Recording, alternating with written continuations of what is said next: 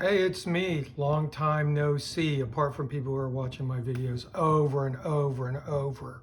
So you're seeing me all the time. But this is a brand new seasonal and festive video. Just saying hi to you at the end of the year and thanking everybody who subscribed and liked the videos.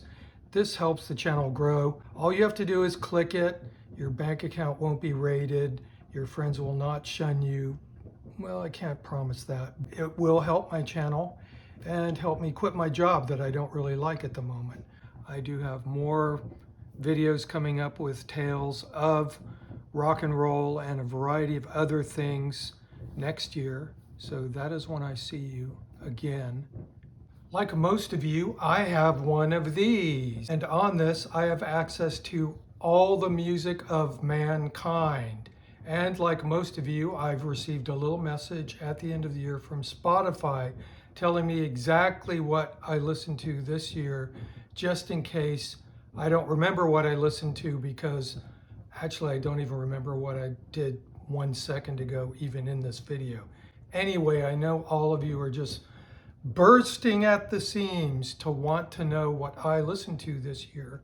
And so what I'm going to do is share that with you on my Wrapped. So here is my Wrapped for the year. Let's go. Isn't this exciting? We're still in some AI hellscape at the moment. Hi, Mark Dutram. That is in fact me. It's that time of year again. Wrapp's ready. Are you? I'm not sure. You played 1,899 songs this year, and one song again and again and again and again. Which one was it? Yes, it was from the opera Nabucco Vini o la Vita by Giuseppe Verdi.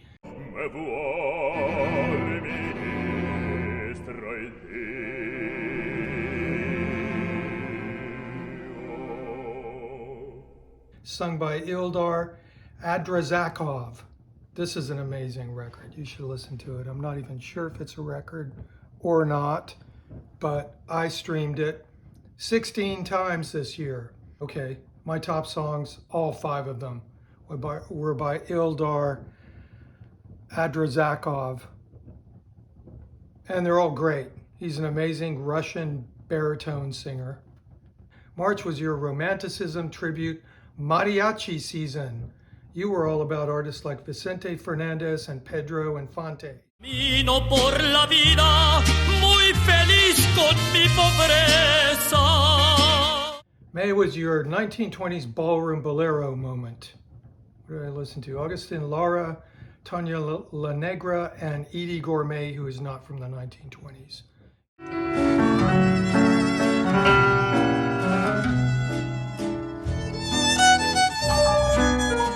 You listened to 561 artists, but had one special place in your heart and ears, and that was Giuseppe Verdi, I confess. He was in there.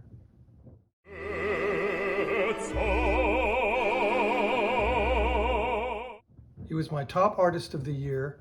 My longest listening streak was 4 days of listening to Verdi.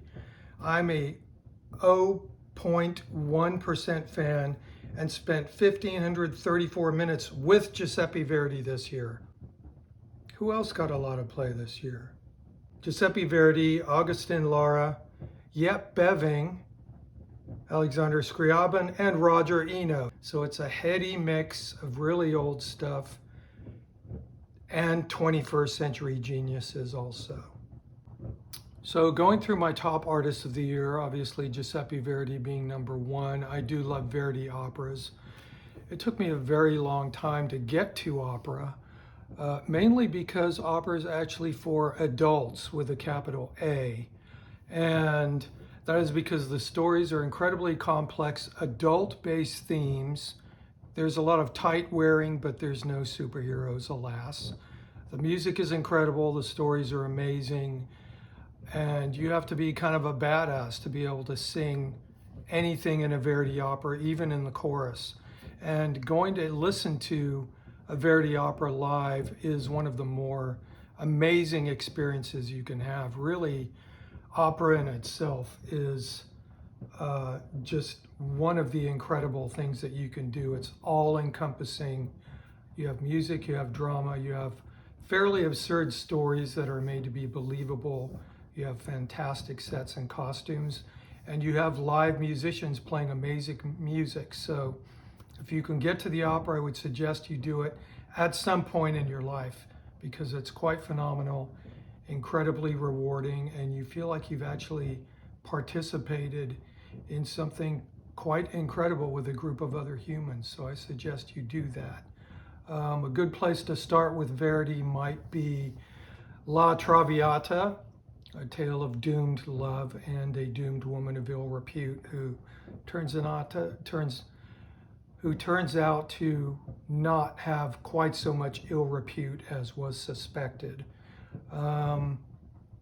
There's a bunch of other ones that are amazing. I'm going to let you discover that or not. As far as the mariachi stuff is concerned, I think it made somewhat of a mistake. I'm not sure if Vicente Fernandez and Pedro Infante are technically considered mariachi music. I believe they are considered ranchera or ranchero.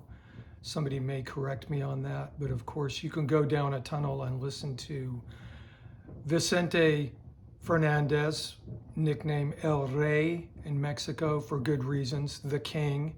And listening to him also is just a wonderful experience and might induce some pretty terrible behavior in you because frankly, when I hear Vicente, I want to just effectively do nothing but listen to him over and over and drink copious amounts of mezcal or tequila, depending on what the day allows for.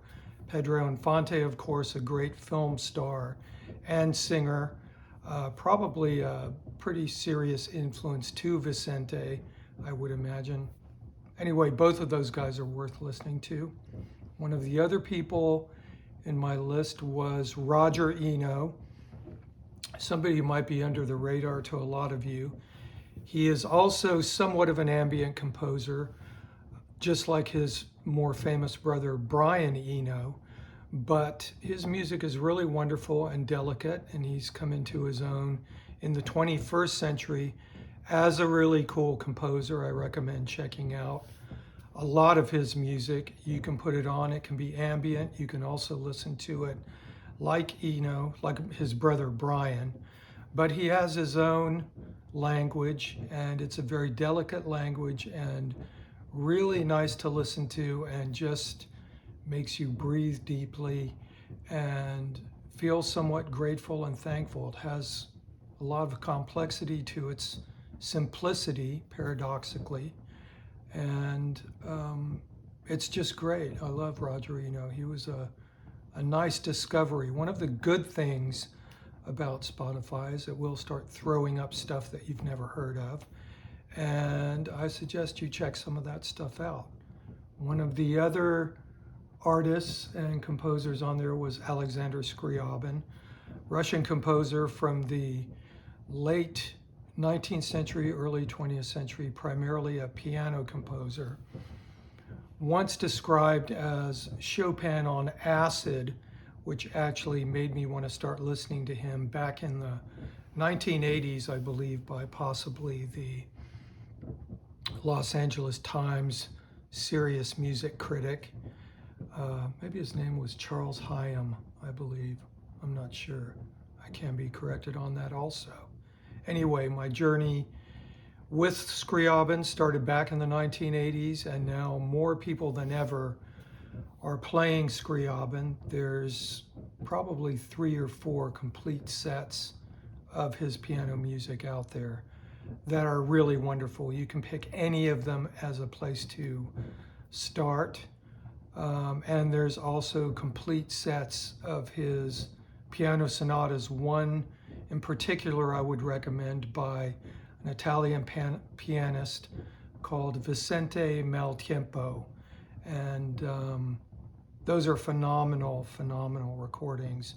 And Vicente Maltempo is an incredible pianist who has also recorded obscure pieces by an amazing composer called Alcan also. One of the other 21st century artists who I actually discovered during COVID is a pianist from the Netherlands, pianist composer called Jet Beving.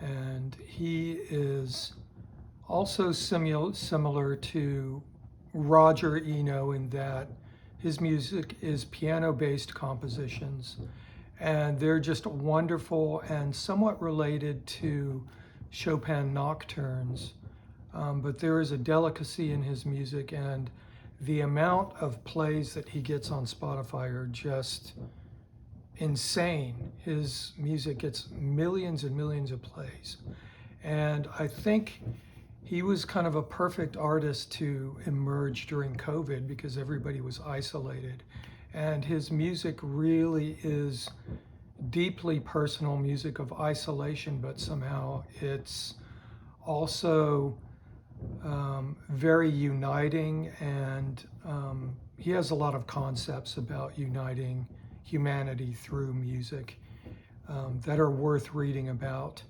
And so check out any of his music. It's very introspective and very human sounding and very real. So I would suggest checking him out. And this is about all I've got on my Spotify list to share with you. In closing, thanks again for subscribing. Please remember to subscribe. And thanks again for spending your time here.